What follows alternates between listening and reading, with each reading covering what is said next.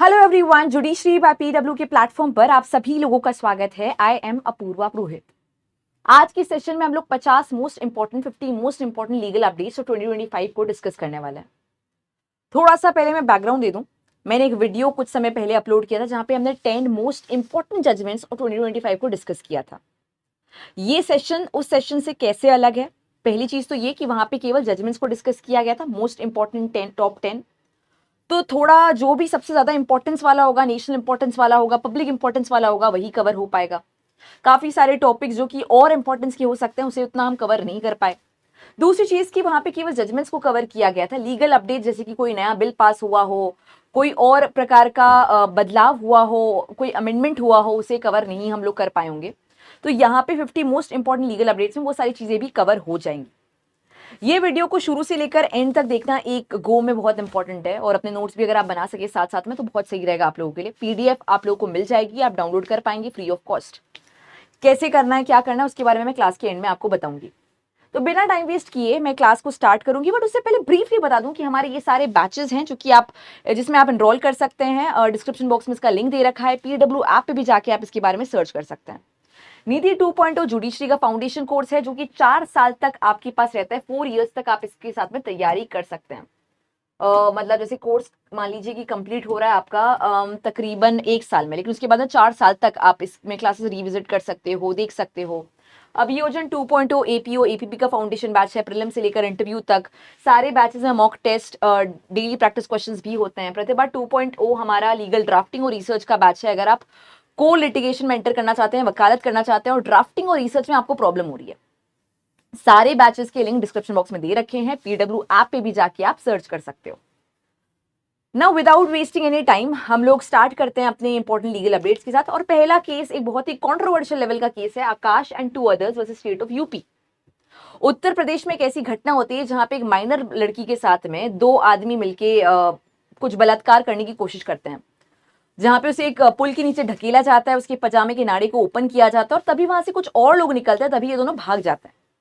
क्या ये मामला अटेम्प्ट टू रेप की कैटेगरी में फॉल करेगा या नहीं करेगा, इसको लेकर क्वेश्चन खड़ा हो रहा है।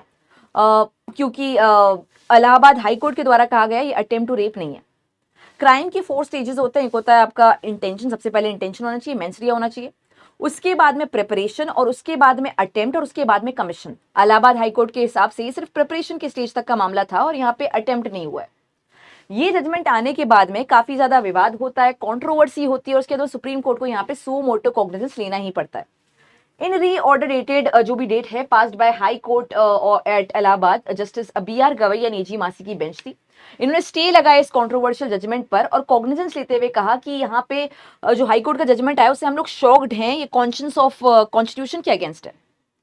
अगर आप बात कर रहे हैं क्राइम के स्टेजेस के बारे में, तो बेशक आपने सही से बताया कि पहले इंटेंशन है, उसके बाद में प्रिपरेशन है, उसके बाद में अटेम्प्ट है, उसके बाद में कमीशन है, पर ये जो मामला है ये अटेम्प्ट की कैटेगरी में फॉल करता है, प्रिपरेशन नहीं। अगर वहां से और लोग ऑन लुकर्स नहीं जा रहे होते तो यहाँ पे रेप हो गया होता। रेप का अटेम्प्ट इससे ज्यादा क्या होता है। We are at pains to say that some of the observation made in the impugned judgment depict a total lack of sensitivity। ये सारी चीजें बताई गई। और इसके अलावा यहाँ पे लीगल एस्पेक्ट्स की बात करें तो यहाँ पे सेक्शन 8 और 9 पॉक्सो एक्ट का पिक्चर में आ रहा है। 376 रीड विथ 511 आईपीसी का आ रहा है। इसके अलावा आर्टिकल 136 सू मोटो कॉग्निजेंस भी यहाँ पे पिक्चर में आ रहा है। 8 और 9 पॉक्सो एक्ट आपका पेनिट्रेटिव सेक्सुअल असॉल्ट और इसके अलावा बाकी के सारे सेक्सुअल असॉल्ट के मामले के बारे में बात कर रहा है। 376 की बात करें तो रेप की पनिशमेंट, 511 अटेम्प्ट के बारे में बात कर रहा है। और यहाँ पे अगर हम बात करें तो अटेम्प्ट टू रेप का कैटेगरी में ही ये मामला फॉल कर सकता है। और इन्हीं सारी चीजों के साथ में सुप्रीम कोर्ट ने इलाहाबाद हाईकोर्ट के जजमेंट को क्रिटिसाइज भी किया, स्टे भी लगाया और यहाँ पे इसे अटेम्प्ट टू रेप के अंडर पनिशमेंट भी बताई। नेक्स्ट लीगल अपडेट है सुप्रीम कोर्ट की guidelines on child trafficking. Case का नाम KP Kiran Kumar alias Kiran versus state of Peenya police, justice Manoj Mishra, Joymalya Bagchi की बेंच है। 2010 में पुलिस एक रेड कंडक्ट करती है पीनिया बैंगलोर में, जहां पे उनको एक इन्फॉर्मेशन मिलती है कि इस जगह पर चाइल्ड ट्रैफिकिंग का मामला चल रहा है, सेक्सुअल प्रोस्टिट्यूशन चल रहा है वगैरह वगैरह। जिसके बाद में पुलिस जब इंस्पेक्शन करने जाती है एक डिकॉय कस्टमर बन के। डिकॉय कस्टमर का मतलब होता है जब पुलिस एक कस्टमर बन के जा रही है बट एक्चुअली कस्टमर है नहीं, उनका इरादा है वहां पे रेड करने का। तो उन्हें समझ में आता है कि वहां पे एक माइनर बच्ची को जबरदस्ती रखा हुआ है, उसका सेक्सुअल एक्सप्लॉयटेशन चल रहा है। लड़की ने भी काफी सारी बातें यहाँ पे बोली। अक्यूज व्यक्तियों का ये कहना है, दोनों कपल थे, हस्बैंड एंड वाइफ थे, यही जमाना है। एनीवे इन दोनों का ये कहना है कि यहाँ पे जो लड़की है वो अपनी इच्छा से थी, वो माइनर नहीं है, वो मेजर है, और इसके अलावा उसकी जो भी टेस्टिमनी है उसमें इनकंसिस्टेंसी है, उसके बेसिस पर हमें कन्विक्शन नहीं कर सकते हैं। यहाँ पे सुप्रीम कोर्ट कन्विक्शन तो करता ही है, और इसके अलावा कुछ गाइडलाइंस देता है कि जब चाइल्ड ट्रैफिक्ड विक्टिम के बारे में बात कर रहे हैं तो उनकी टेस्टिमनी को रिलाई करते टाइम किन चीजों का ध्यान रखा जाएगा। तो यहाँ पे कहा गया है विक्टिम की वल्नरेबिलिटी को अंडरस्टैंड करना बहुत इंपॉर्टेंट होगा। सोशियो इकोनॉमिक बैकग्राउंड क्या है, कल्चरल बैकग्राउंड क्या है, कौन सा विक्टिम मार्जिनलाइज कम्युनिटी से आ रहा है, क्या इनको यहाँ पे अगर फैमिली के पास में भेजा गया तो क्या फैमिली वापस इनको भेज देगी क्या, ये सारी चीजों को कंसिडर करना बहुत इंपॉर्टेंट है इनके बैकग्राउंड को अंडरस्टैंड करने के लिए, इनकी सेंसिटिविटी को समझने के लिए। दूसरा ये समझना पड़ेगा कि ऑर्गेनाइज क्राइम बहुत ही कॉम्प्लेक्स है। किसी पुलिस इंस्पेक्टर के लिए भी इसे समझना, इसकी कॉम्प्लेक्सिटी को अंडरस्टैंड करना बहुत ही मुश्किल चीज है। तो अगर विक्टिम अपनी स्टोरी को नरेट कर रही है तो वो तो और भी ज्यादा डिफिकल्ट हो जाएगा, क्योंकि वो अभी माइनर भी है, उसके लिए सब कॉम्प्लेक्सिटी समझना मुश्किल चीज है। रिक्रूटर कौन है, ट्रांसपोर्टर कौन है, हार्बर कौन है कर रहा है, एक्सप्लॉइट कौन कर रहा है, ये सब चीजों के बारे में डिटेल्स एक माइनर विक्टिम नहीं दे पाएगी। और इसी कारण की वजह से यहाँ पे कहा गया कि अगर वो कुछ चीज में इनकंसिस्टेंट हो भी रही है तो उसको अंडरस्टैंड करना पड़ेगा। तीसरा, be sensitive to trauma. Secondary victimisation किसी भी विक्टिम का नहीं होना चाहिए। ह्यूमन माइंड हर चीज को ग्रास्प नहीं कर सकता। अगर मैं आपसे पूछूं कि आपने कल के दिन में क्या क्या किया है, पॉइंट बाय पॉइंट वर्णन कीजिए, तो आप भी सब कुछ नहीं बता पाएंगे। तो यहाँ पे अंडरस्टैंड करना पड़ेगा कि ह्यूमन माइंड की ऐसा नहीं है कि एक बहुत ही छापी हुई मेमोरी होगी। कुछ चीजें आप भूल भी सकते हैं, कुछ चीजें इनकंसिस्टेंटली भी याद रख सकते हो। आप पहले बोलोगे मैंने कल लाल रंग का कपड़ा पहना था, कि नहीं नहीं नीले रंग का कपड़ा पहना था। ये सब चीजें होने की संभावना रहती है। इन सब चीज़ों को अंडरस्टैंड करते हुए हमें चीज़ों को समझना चाहिए, और उसी के हिसाब से समझना चाहिए कि यहाँ पे उनको डाउट ना करे, उनको ज़्यादा क्वेश्चन ना करे जहाँ पे उनको रिकाउंट करना पड़े अपने अब्यूज़ को। इसके अलावा अगर सारी चीज़ें सही जाती है तो इनकी सोल टेस्टिमनी भी सफिशिएंट होती है कन्विक्शन के लिए, अपने आप में क्रेडिबल है, कन्विंसिंग है इनका सारा जो भी टेस्टिमनी है। Judicial appreciation must be marked by sensitivity and realism for justice. ये चीज़ सुप्रीम कोर्ट के द्वारा इस पर्टिकुलर केस में बोली गई। केस का नाम आप देख सकते हैं। नेक्स्ट केस, सुप्रीम कोर्ट के directions to tackle dowry evil and enforce prohibition. Case का नाम है State of UP versus Ajmal bag.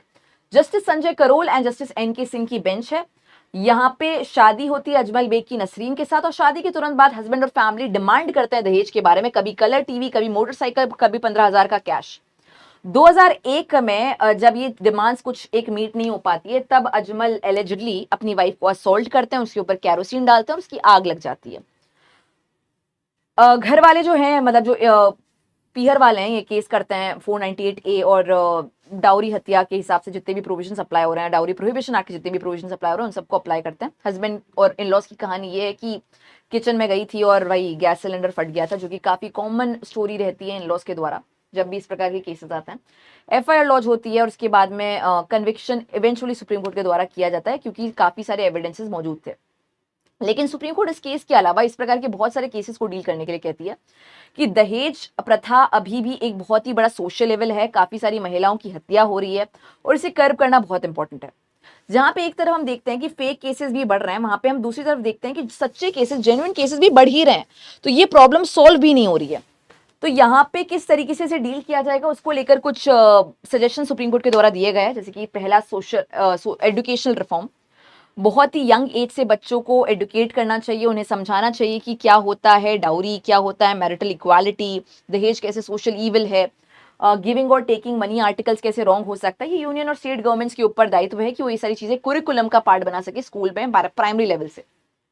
Enforcement officers हो, डाउरी प्रोहिबिशन ऑफिसर्स हो, जिनका दायित्व रहेगा कि ये सारी चीजें टैकल हो सके। अगर उनके पास कोई रिपोर्ट आती है तो उसे कोर्ट के पास भेजा जाए, इस प्रकार के मामले को कर्ब किया जाए। ऑफिशियल ट्रेनिंग हो पुलिस की, जजेस की, जिससे उनमें सेंसिटिविटी आ सके इस प्रकार के केसेस को डील करने की, प्रॉपर तरीके से इन्वेस्टिगेट करने की। ये दायित्व रहेगा स्टेट और लोकल जुडिशियल ऑफिसर्स का। केस डिस्पोजल टाइमली मैनर में होना चाहिए, स्पीडी तरीके से होना चाहिए। इसमें justice delay is justice denied वाला कॉन्सेप्ट नहीं आना चाहिए। ये जो ड्यूटी रहेगी पुलिस की रहेगी और हाई कोर्ट्स की रहेंगी कि टाइमली डिस्पोजल हो सके, एडजर्नमेंट्स अवॉइड हो सके, इन्वेस्टिगेशन भी टाइमली मैनर में हो सके। Public awareness about dowry prohibition act and about dowry as a social evil होना चाहिए। काफी सारे लोगों को अभी भी नहीं पता है। काफी लोग इसे गिफ्ट का नाम देते हैं, काफी लोग इसे कुछ और चीज का नाम देते हैं, प्रथा का नाम दे रहे हैं, किसी भी चीज का नाम दे रहे हैं। दहेज बोलने में अब लोगों को संकोच होने लगा है, पर कुछ और नाम से ये चीजें हो रही है। तो इसे भी रोकने के लिए पब्लिक अवेयरनेस होनी चाहिए, जिससे कि लोगों को समझ में आ सके, अंडरस्टैंडिंग हो सके कि किस तरीके से ये रॉन्ग है, इसका इंपैक्ट समाज पे किस प्रकार से हो रहा है। Next legal update is regarding Supreme Court mandates women quota in bar council, जो कि अपने आप में महिलाओं के लिए, महिला अधिवक्ताओं के लिए एक बहुत ही बड़ा स्टेप है। केस का नाम है Yogamaya MG versus union of India. दिसंबर 5 2024 में एक बहुत ही बड़ा लीगल अपडेट होता है, जहां पे कहा जाता है कि महिलाओं के पास में स्टेट बार काउंसिल में ऑफिस बियरिंग पोस्ट के लिए, इंपॉर्टेंट पोजीशंस के लिए 30% का रिजर्वेशन हो रहा है। ये इसलिए हो रहा है क्योंकि महिलाओं का लीगल प्रोफेशन में रिप्रेजेंटेशन बहुत ही ज्यादा निल है। अगर हम बात करें वकीलों की, अगर अधिवक्ताओं की, महिला अधिवक्ताओं की, काफी बार महिला एंटर तो करती है प्रोफेशन में, पर ज्यादा टाइम तक टेक नहीं पाती है। कभी कोई सेक्सुअल असॉल्ट की रिपोर्ट आ रही है, कभी कोई बदतसलूकी की रिपोर्ट आ रही है, कभी कोई और चीज हो रही है, कभी ऐसा लग रहा है कि आपको आगे फेवर नहीं मिल रहा है। फेवर से मेरा मतलब ये नहीं कि कोई स्पेशल लेवल का फेवर मिले या स्पेशल ट्रीटमेंट मिले, बट डिस्क्रिमिनेशन हो रहा है आपके साथ में। ये सारी चीजें भी रहती है और इसी वजह से महिला अधिवक्ता ज्यादा आगे तक, मतलब बहुत ही, ऐसा नहीं कहूंगी कि होती नहीं है, काफी सारी हैं, काफी बहुत ऊंची ऊंची पोस्ट तक भी पहुंची है, बट रास्ता इतना सिंपल नहीं होता है, काफी जटिल होता है महिला अधिवक्ताओं के लिए। और इसी वजह से यहाँ पे एक पिटिशन फाइल की गई थी, 33% reservation in state bar council and office bearer post. Supreme court ने 30% रिजर्वेशन के लिए अग्री किया है और कहा है कि स्टेट बार काउंसिल में इस तरीके से ऑफिस बियरिंग पोस्ट के लिए, इंपॉर्टेंट पोजीशन के लिए 30% रिजर्वेशन महिलाओं के लिए हो। यहाँ पे Justice Suryakant and Joymalya Bagchi की बेंच थी, जैसे कि मैं ऑलरेडी बता चुकी हूँ। यहाँ पे बताया गया कि कैसे इंपॉर्टेंट है कि अभी जो इलेक्शन स्टार्ट हो चुके हैं उसमें भी इस चीज को इंट्रोड्यूस किया जाए। और सीजेआई ने बोला कि BCI must interpret rules 30% quota के लिए, और अमेंडमेंट भी किया जाए इसके लिए, और 1/3 जो है वुमेन कोटा यहाँ पे इंट्रोड्यूस किया जाएगा। ये अपने आप में एक बहुत बड़ा इंपॉर्टेंट अप्रोच है, कहीं ना कहीं लीगल प्रोफेशन में एक बदलाव होने के लिए, और कहीं ना कहीं सामाजिक लेवल पर भी यहाँ पे बदलाव नजर आएगा। सामाजिक लेवल पे इस प्रकार से कि लीगल प्रोफेशन में जो बदलाव होगा वो समाज में भी कहीं ना कहीं इंप्लीमेंट होगा। अगर ज्यादा अधिवक्ताएं महिलाएं होंगी, ऑफिस बियरिंग पोस्ट पे महिलाएं होंगी, तो जाहिर सी बात है, एक सेंसिटिविटी बढ़ेंगी, ज्यादा ज्यादा जो अधिकार महिलाओं के हो सकते हैं, जो राइट्स हो सकते हैं, उसकी बात भी कोर्ट में हो पाएगी। इन सारी चीजों के लिए सामाजिक लेवल पर भी बदलाव देखने को मिलेगा। नेक्स्ट टॉपिक को इंट्रोड्यूस करने से पहले मैंने यहाँ पे एक पिक्चर लगा रखी है, राहुल बोस है इस फोटो में, और ये डीएसके लीगल एक लॉ फर्म है जिनके द्वारा राहुल बोस को लिया गया था अपने फर्म को प्रमोट करने के लिए, लॉ फर्म को प्रमोट करने के लिए। लेकिन आप में से काफी सारे लोग ऑलरेडी समझ चुके होंगे कि ये लॉ फर्म अपना एडवर्टाइजमेंट कैसे कर रही है। क्या वकीलों के पास, अधिवक्ताओं के पास, लॉ फर्म्स के पास में अपना प्रमोशन करने का, एडवर्टाइजमेंट करने का अधिकार है क्या? हम लोग देखते हैं कि काफी सारे बिजनेसमैन अपने बिजनेस को प्रमोट करते हैं। हम लोग देखते हैं कि काफी बार डॉक्टर्स भी अपने पेशे को प्रमोट करते नजर आते हैं, टीचर्स भी प्रमोट करते हैं। मैंने भी कुछ देर पहले अपने कोर्सेज को प्रमोट किया था। अधिवक्ता अपना प्रमोशन कर सकते हैं क्या? बिल्कुल भी नहीं। बार काउंसिल ऑफ इंडिया के रूल्स के हिसाब से इट इज स्ट्रिक्टली प्रोहिबिटेड। इसका कारण ये बताया जाता है कि लॉ प्रोफेशन एक नोबल प्रोफेशन है। यहाँ पे जस्टिस इंश्योर करने के लिए विक्टिम्स के अधिकारों के ऊपर फोकस करना चाहिए, ना कि अपना बस्ता भरने के लिए। मतलब you should not be focused on making money, you should be focused on justice delivery. तो बार काउंसिल ऑफ इंडिया ने इस चीज को वापस से संज्ञान में लिया और प्रोहिबिट किया कि एडवोकेट्स जो यूज कर रहे हैं एक्टर्स को, इन्फ्लुएंसर्स को प्रमोशन के लिए, उनको यहाँ पे कॉशियस रहना पड़ेगा, अदरवाइज आपका लाइसेंस भी सस्पेंड हो सकता है। बीसीआई ने एक प्रेस रिलीज निकाला और कहा कि एडवोकेट्स आजकल बहुत लेवरेज कर रहे हैं रिलीजियस, कल्चरल, पब्लिक इवेंट्स, वहां पे पहुंच रहे हैं, उनके बड़े बड़े यहाँ पे फोटोज लग रहे हैं, बोर्ड्स लग रहे हैं, बिल बोर्ड्स पे फोटो है, आपकी कोटेशन के साथ में कहाँ पे आपका चेंबर है, ये सारी चीजें बताई जा रही है। ये चीज बार काउंसिल ऑफ इंडिया के रूल्स का हनन कर रही है। काफी सारे एडवोकेट सोशल मीडिया पे इन्फ्लुएंसर्स भी बन चुके हैं खुद ही, जहां पे आप आधा अधूरा ज्ञान दे रहे हो और उसके साथ में अपना प्रमोशन भी कर रहे हो, अपना प्रचार भी कर रहे हो। ये जो रॉन्ग इन्फॉर्मेशन आप सर्कुलेट कर रहे हो वो काफी घातक हो सकती है समाज के लिए। घातक का मतलब है बहुत ही खराब, it can be very detrimental to people. तो एग्जाम्पल के तौर पे अगर मैं भी रील बनाऊं और आपको कुछ यही जजमेंट के बारे में इन्फॉर्मेशन दूं 30 सेकंड्स के अंदर, तो शायद आपको सारी बारीकियां पता नहीं लग पाएंगी। शायद मैं आपको बताऊं कि देखो एडवर्टाइजमेंट पे बैन है और इस तरीके से रील बनाना भी प्रोहिबिटेड है, लेकिन अगर मैं इसको प्रॉपर तरीके से आपको नहीं समझाऊंगी तो ये चीज आपके लिए मिस इन्फॉर्मेशन या फिर आधी अधूरी इन्फॉर्मेशन होगी। और आपको भी पता होगा कि आधी अधूरी इन्फॉर्मेशन तो बहुत ही खतरनाक होती है। तो बार काउंसिल ऑफ इंडिया के द्वारा यही एथिकल कंसर्न्स को रेज किया गया था, गाइडलाइंस निकाली गई थी। गाइडलाइंस में था prohibition against utilising Bollywood actors, influencers to promote, swift removal of banners, promotion materials वगैरह, जो भी अगर आप कल्चरल इवेंट में पहुंच रहे हैं अपने बैनर्स को लेकर अपना प्रमोशन करने के लिए, उसके ऊपर भी रोक लगाई गई है। मिसलीडिंग या अनऑथराइज लीगल एडवाइस मत दीजिए रील के माध्यम से, शॉर्ट्स के माध्यम से। काफी लोग तो अधिवक्ता नहीं भी हैं तो भी वो दे रहे हैं, और इसके अलावा काफी लोग हैं जो लॉ स्टूडेंट है फिर भी वो दे रहे हैं। आपकी पहली बात तो क्वालिफिकेशन होनी चाहिए, उसके बाद में क्वालिफिकेशन का आपके ऊपर रेस्पॉन्सिबिलिटी भी होनी चाहिए, जिसको आप बहुत ही सोच समझ के इस्तेमाल करें। अगर आपको इन्फॉर्मेशन दे रहे हैं तो प्रॉपर तरीके से हो, क्योंकि लॉ में मोस्टली चीजें इतनी सही और गलत नहीं होती, इतनी ब्लैक एंड व्हाइट में फॉल नहीं करती है। चाहे आपकी कोर्ट की यूनिफॉर्म ब्लैक एंड व्हाइट क्यों ना हो, लेकिन लॉ को समझाना या इसके जजमेंट्स को बताना उतना ब्लैक एंड व्हाइट नहीं होता है। काफी सारी चीजें फैक्ट एंड सर्कमस्टांसेस के ऊपर डिपेंड करती है। वहां पे कोई एक इन्फॉर्मेशन आप दोगे कि इस जजमेंट में कोर्ट ने ये बोला, तो लोगों के लिए मिस इन्फॉर्मेशन हो सकती है कि वो उस पर्टिकुलर केस में बोला गया था, सेम सिचुएशन में शायद वो चीज अप्लाई ना करे कोर्ट। तो इसी वजह से ये सब चीजों को थोड़ा सा रोकना चाहिए, नॉन एनरोल्ड स्पेसिफिकली लोगों को तो बिल्कुल। Absolute prohibition on use of social media और digital platform to directly indirectly solicit legal work. यहाँ पे डिजिटल प्लेटफॉर्म्स की भी रिस्पॉन्सिबिलिटी, इस प्रकार का कोई चीज आए तो आप उसको रिमूव करें। ऑनलाइन कंडक्ट भी आपका एथिकल प्रैक्टिसेस वाला हो। यहाँ पे अगर हम लोग लीगल प्रोविजंस की बात करें तो रूल 36 चैप्टर 2 पार्ट 6 और BCI rule direct indirect promotion के ऊपर रोक लगाता है। Inspiring comment by lawyer regarding the case वगैरह वगैरह, फोटो आप प्रमोट कर रहे हो नहीं होगा।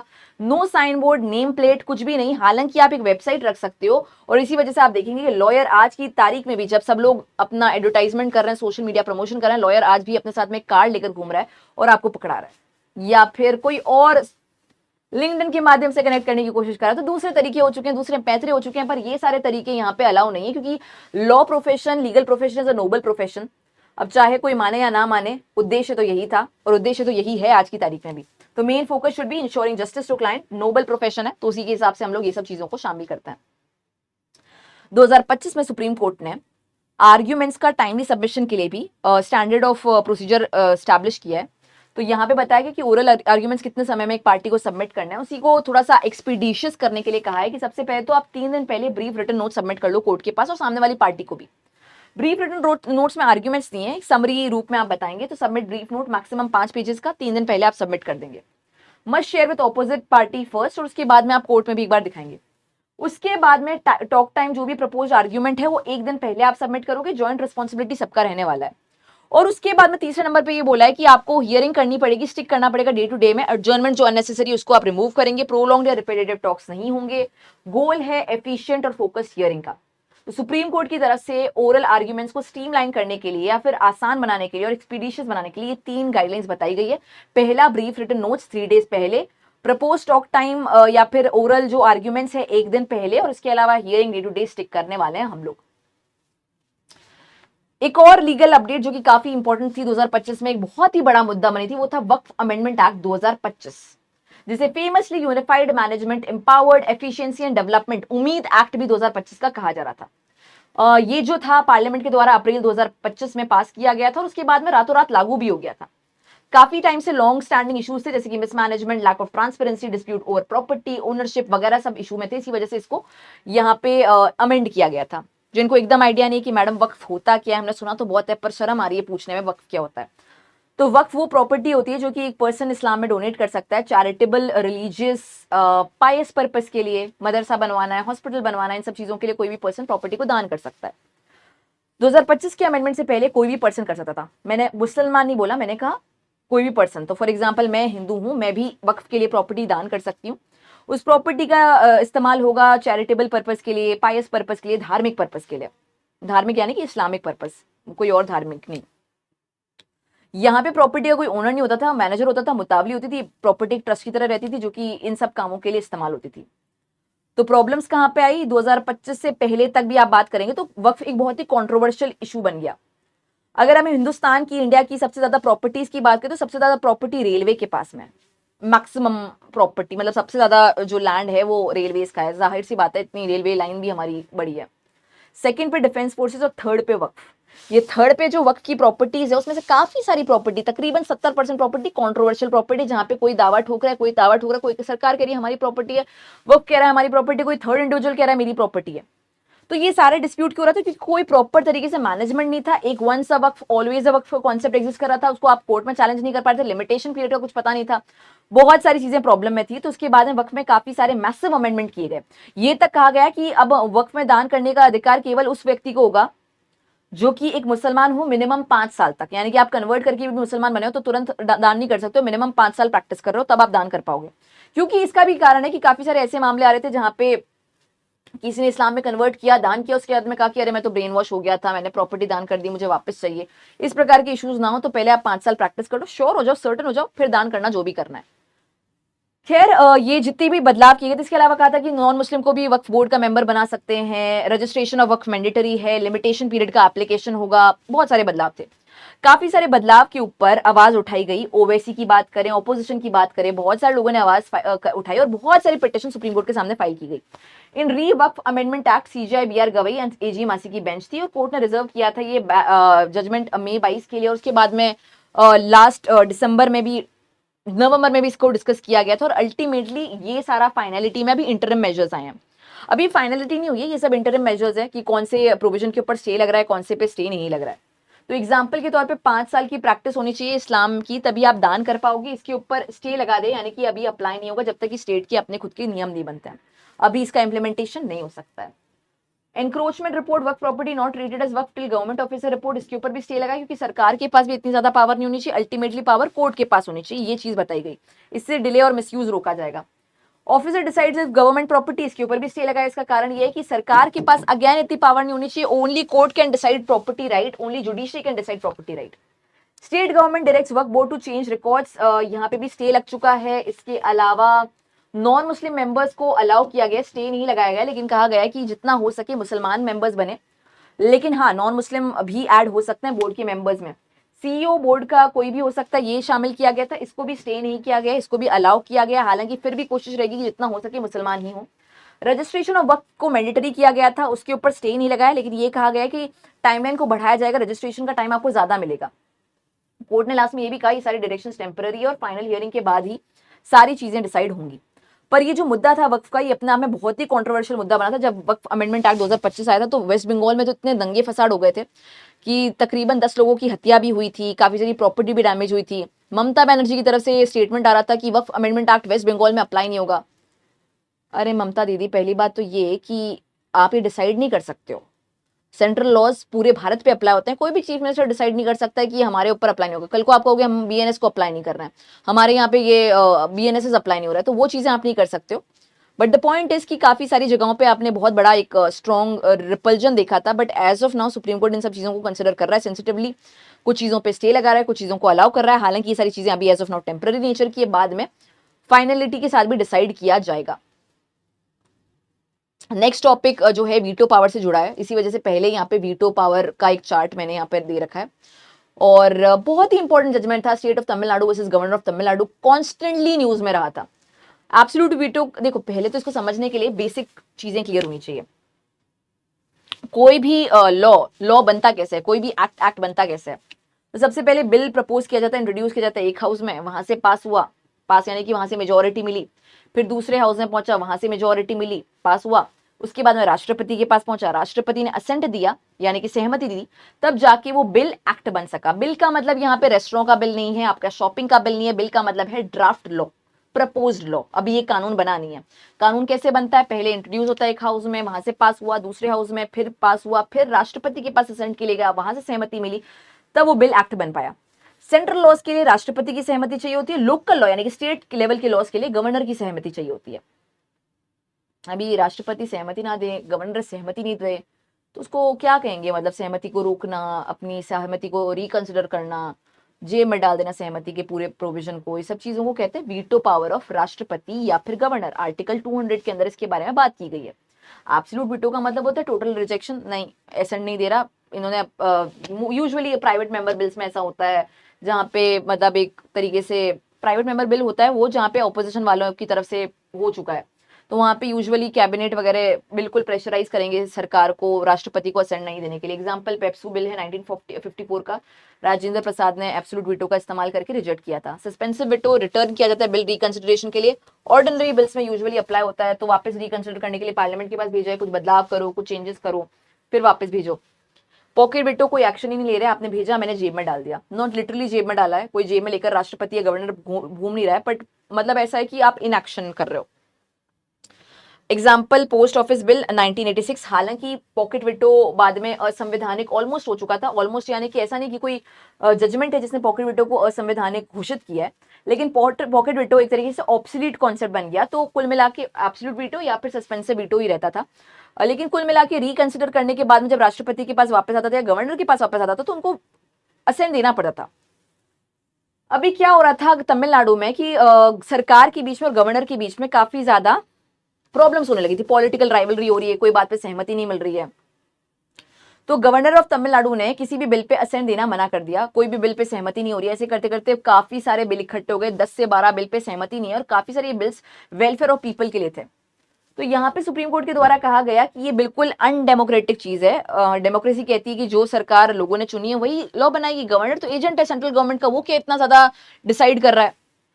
तो यहाँ पे सुप्रीम कोर्ट के द्वारा टाइमलाइन इंपोज कर दी गई गवर्नर और राष्ट्रपति के ऊपर कि कितने समय में आपको बिल पर असेंट देना पड़ेगा। Withholding assent must be done within 1 month, 1 महीने के अंदर अगर आप विथ होल्ड करो असेंट, 1 महीने के अंदर डिसाइड करोगे।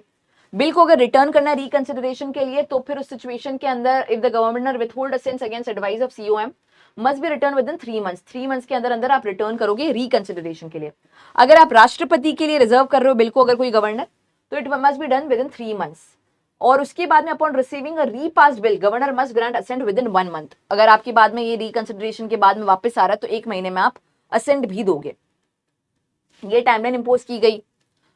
इसके बाद में जुडिशरी के ऊपर एलिगेशन लगता है कि आपने जुडिशियल ओवररीच का मामला किया, आप एग्जीक्यूटिव के पट्टे में, लेजिस्लेचर के पट्टे में टांग अड़ा रहे हो। आपको कौन बता रहा है कि कानून बनाओ? आपने तो संविधान में एक संशोधन ही कर दिया, तो संशोधन करने का अधिकार, अमेंडमेंट करने का अधिकार केवल पार्लियामेंट के पास है। आप यहाँ पे आके अमेंडमेंट कर रहे हो। और ऊपर से अगर जब भी कोई substantial question of law involve होता है तो वहां पे 5 जजेस बेंच बैठती है। आर्टिकल 145 में भी ये मेंशन कर रखा है कि अगर कोई भी सब्सटैंशियल क्वेश्चन ऑफ लॉ हो तो वहां पे 5 जजेस बेंच यानी कि कॉन्स्टिट्यूशनल बेंच बैठेगी। यहाँ पे 2 जजेस जेबी पारदेवाला, आर महादेवन जी ने कर दिया। ये चीज अप्रैल 2025 में होती है। इसके बाद में काफी सारे लोग इसके अगेंस्ट आवाज उठाते हैं। हमारे जो पुराने उपराष्ट्रपति हैं जगदीप धनखड़, उन्होंने भी इस पे बात करी।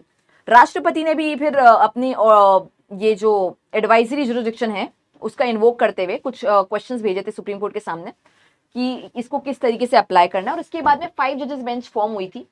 वो मैंने यहाँ पे मेंशन नहीं किया गया कि कौन कौन 5 जजेस का पार्ट था। होमवर्क रह जाएगा आप लोगों के लिए, आप फाइंड आउट करना कि ये जब बाद में फाइनलिटी में जजमेंट आता है सारा जो एडवाइजरी जुरिडिक्शन को रिवोक अप्लाई करते हुए, उसमें 5 जजेस बेंच कौन सी थी वो आप फाइंड आउट करोगे। 5 जजेस बेंच में who all were there, this is going to be your homework. और होमवर्क को आप फॉलो ऐसे करोगे कि रिकॉर्डेड जो क्लास है उसी में आप कमेंट आके मेंशन करोगे, go and check and commit. तो जो पुराना वाला जजमेंट था, जो टाइमलाइन इंपोज की थी, उसको क्वॉश किया गया। इस तरह से टाइमलाइन इंपोज नहीं कर सकते हैं।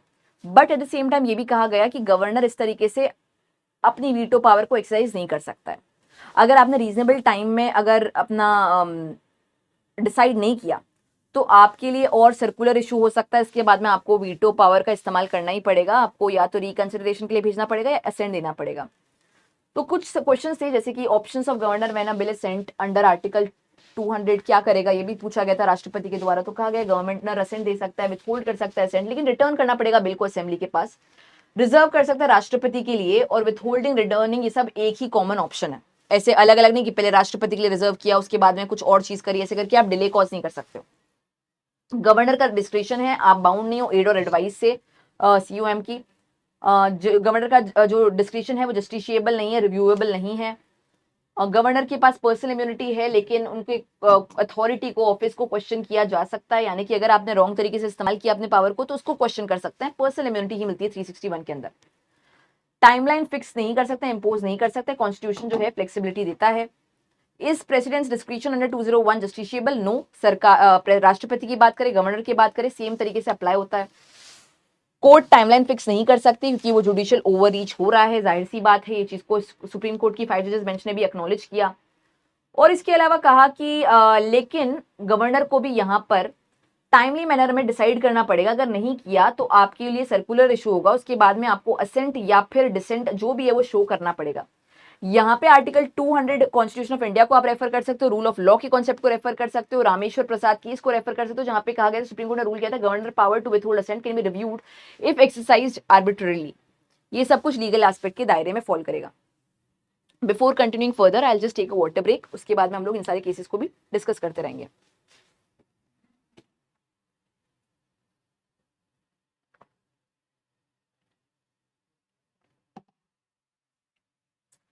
नेक्स्ट केस है Abeda Talim versus union of India, justice Suryakant and N Koteshwar Singh की बेंच थी।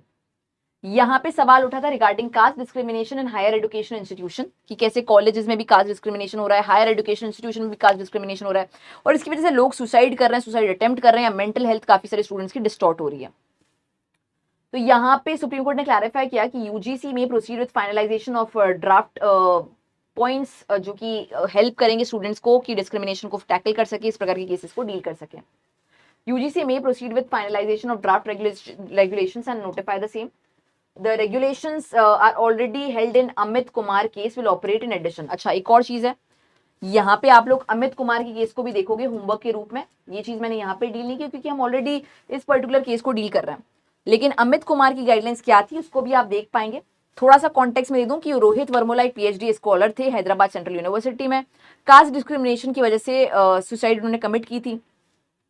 3 साल बाद एक और केस आता है जहां पे पायल तड़वी, एक आदिवासी स्टूडेंट, मेडिकल कॉलेज में मुंबई में वर्क कर रही होती है, उनके साथ में भी इसी प्रकार का डिस्क्रिमिनेशन होता है और वो भी अल्टीमेटली सुसाइड अटेम्प्ट करते हैं। इन दोनों के पेरेंट्स और इसके अलावा काफी सारे और भी लोग मिलकर पीआईएल फाइल करते हैं, जिसकी वजह से ये डिस्कशन हो रहा है regarding caste based discrimination in higher education institution by upper caste peers. यहाँ पे आर्टिकल 14, 15, 17, 21 सारे पिक्चर में आते हैं। 14 बात कर रहा है राइट टू इक्वालिटी की, 15 right against discrimination, 17 right abolition of untouchability, और आर्टिकल 21 आपका राइट टू लाइफ की बात कर रहा है। एक और केस 2025 का ही इंपॉर्टेंट है, वैसे तो मैंने होमवर्क के रूप में दिया है इसलिए मैं इसको डिटेल में डिस्कस नहीं करना चाहती हूँ, पर अमित कुमार का जो जजमेंट था वो यूजुअली जो मेंटल हेल्थ स्टूडेंट्स की अभी खराब चल रही है, अभी क्या मतलब काफी टाइम से खराब चल रही है, पर ये मामले और भी ज्यादा संगीन होते जा रहे हैं, और भी ज्यादा रिपोर्ट होते जा रहे हैं, उसी को डील करने के लिए केस आया था। यहाँ पे हमें एग्जैक्टली पता नहीं, मतलब यहाँ पे कोई कास्ट बेस्ड लेवल पे बात नहीं की गई, पर ये जरूर नोटिस किया गया है कि आजकल स्टूडेंट्स डिप्रेशन, एंग्जाइटी, एडीएचडी इन सब के शिकार बन रहे हैं, और काफी सारे लोग सुसाइड अटेम्प्ट भी कर रहे हैं, काफी लोग सेल्फ हार्म भी कर रहे हैं। तो ये क्यों हो रहा है? इसके लिए नेशनल टास्क फोर्स का निर्माण हो जो कि एड्रेस करे मेंटल हेल्थ इशू को।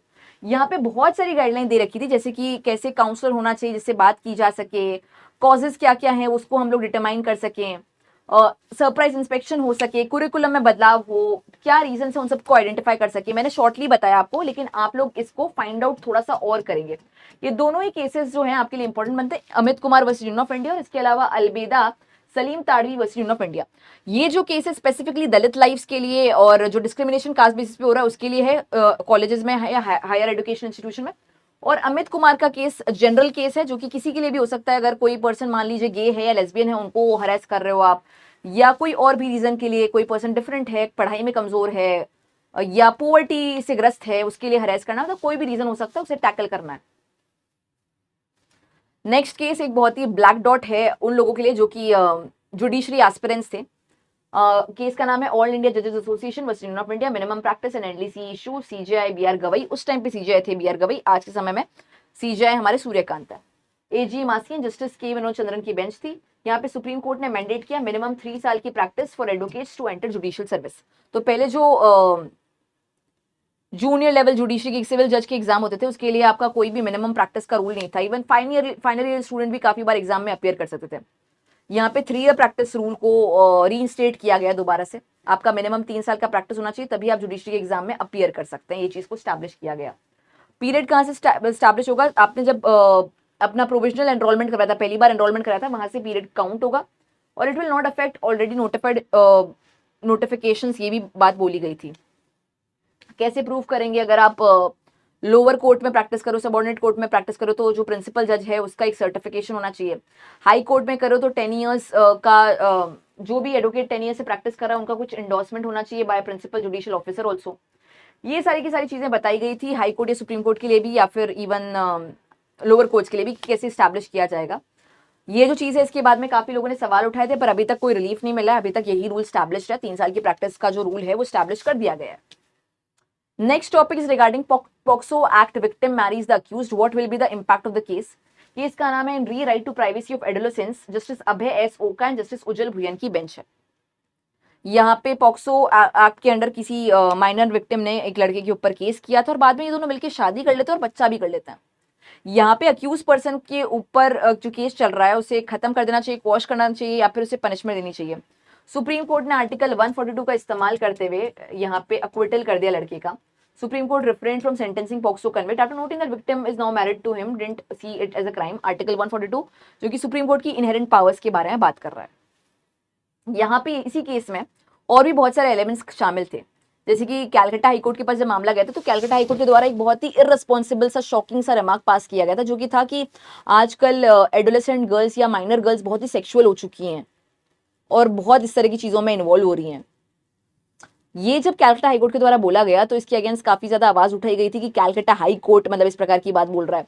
सुप्रीम कोर्ट ने भी इसकी काफी निंदा की थी कड़े शब्दों में, क्योंकि आप विक्टिम ब्लेमिंग कर रहे हो यहाँ पे कहीं ना कहीं। एक लड़की 15 साल की, लड़का 35 साल का है, और आप कह रहे हो लड़की बहुत सेक्सुअल हो चुकी है। आप ये नहीं नोटिस करो कि यहाँ पे इस बच्ची को किस प्रकार से मैनिपुलेट किया गया होगा, किस प्रकार से झांसा दिया गया होगा, या किस तरीके से उसका एक तरीके से फायदा उठाया गया यहाँ पे। और आप कह रहे हो बच्ची जो है यहाँ पे बहुत सेक्सुअल हो चुकी है। मतलब आप अक्यूज पर्सन को डील करने की जगह यहाँ पे विक्टिम को क्या करना चाहिए वो बता रहे हैं। सुप्रीम कोर्ट ने यहाँ पे सेंटर का व्यू सीक किया था, suggestion on improving sexual education, real time tracking of POCSO cases, और गाइडलाइंस भी होनी चाहिए कि कैसे जजमेंट्स और रिमार्क्स में भाषा का इस्तेमाल करना है किसी हाई कोर्ट को, लॉयर को, इन सब चीजों को। सुप्रीम कोर्ट ने यह भी कहा था कि अब हम लोगों को कॉम्प्रिहेंसिव सेक्स एजुकेशन को एड्रेस करना पड़ेगा, कि कैसे इंट्रोड्यूस करें, कंसेंट को एड्रेस करना पड़ेगा, एक्सप्लॉयटेशन इश्यूज को भी एड्रेस करना पड़ेगा। सेक्स एजुकेशन ऑलरेडी है, बट अब कहा जा रहा है कि प्राइमरी लेवल से, प्राइमरी मतलब बहुत ही अर्ली एज से ही इसे शामिल किया जाए, मे बी 5th-6th स्टैंडर्ड से, क्योंकि आजकल इंटरनेट के जमाने में सब चीजें बहुत इजीली सबके पास में एक्सेसिबल हो रही है। Next case is Amar Jain versus union of India, justice JB Pardiwala and justice R Mahadevan की बेंच है। यहाँ पे कहा गया था कि right to digital access is part of article 21। Supreme court ने डायरेक्ट किया था to make e KYC process accessible to person with disabilities. State must ensure that government portals, learning platforms etcetera are universally accessible to all. आप लोग इसे please read कीजिए। I be back in a minute.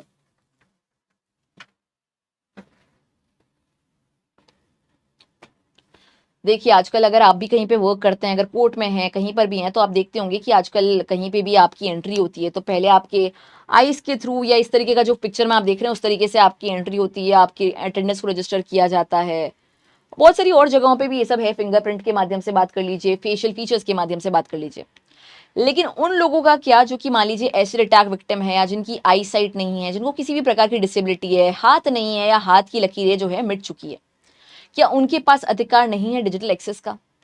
वो कैसे करेंगे e-KYC process? इसके बारे में बात की गई थी। तो सिंस मेनी वेलफेयर स्कीम्स की बात कर ले, गवर्नमेंट सर्विसेज की बात कर ले जो कि ऑनलाइन प्लेटफॉर्म के थ्रू हो रही है, कोर्ट ने कहा कि ये जो डिजिटल डिवाइड एग्जिस्ट कर रहा है भारत में, उसको कर्व करने की आवश्यकता है। मतलब काफी लोग हैं जो कि डिजिटली एक्सेस कर ही नहीं पा रहे हैं अपनी डिसेबिलिटी की वजह से, या फिर लैक ऑफ नॉलेज की वजह से भी फॉर दैट मैटर। गवर्नमेंट की स्कीम का फायदा नहीं उठा पा रहे हैं, सभी जो योजनाएं हैं, या फिर किसी भी और प्रकार की डेवलपमेंट नहीं कर पा रहे हैं। तो ये कहा गया e governance platform, digital payment system and government website must be accessible to person with disabilities. उनके लिए कुछ ना कुछ ऑल्टरनेटिव निकालना पड़ेगा।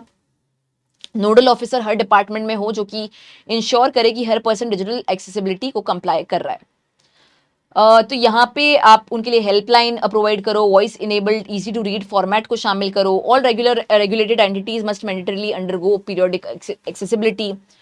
बीच बीच में ऑडिट भी होगा कि किस तरीके से आप इंश्योर कर रहे हो एक्सेसिबिलिटी स्टैंडर्ड्स को। आपको साइन लैंग्वेज के ऑप्शंस और दूसरे क्लोज कैप्शन के ऑप्शंस भी रखने चाहिए जिससे कि सारे लोग एक्सेस कर सकें। जैसे कि मैंने कहा डेडिकेटेड हेल्पलाइन भी हो जिससे कि पर्सन जो कि डिसेबिलिटी वाला है वो स्टेप बाय स्टेप असिस्टेंस ले सके थ्रू वॉइस और वीडियो सपोर्ट। लीगल एस्पेक्ट यहाँ पे कहा गया आर्टिकल 21 का पार्ट बनता है डिजिटल एक्सेसिबिलिटी। आप इसको आर्टिकल 14, 15 और 38 के साथ भी पढ़ सकते हो। यहाँ पे right of person with disability act और उसके नियम भी अप्लाई होंगे।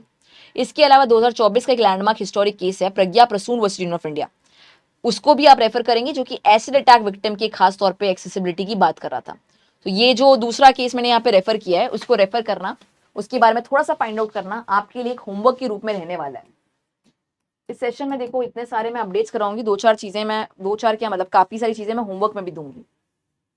आइडियल तरीका इस सेशन को देखने का, इसका मोस्ट लाभ उठाने का ये है कि इस सेशन को आप देख रहे हो और जहां जहां पे मैं होमवर्क लिख रही हूँ वो चीजों को आप अपने नोट्स में, जैसे कि ये आपके नोट्स हैं वहां पे मेंशन कर रहे हो। तो नोट्स में मान लीजिए आपने इस केस का नाम मेंशन किया प्रज्ञा प्रसून, फाइंड आउट करना है। दूसरा अमित कुमार का केस फाइंड आउट करना है।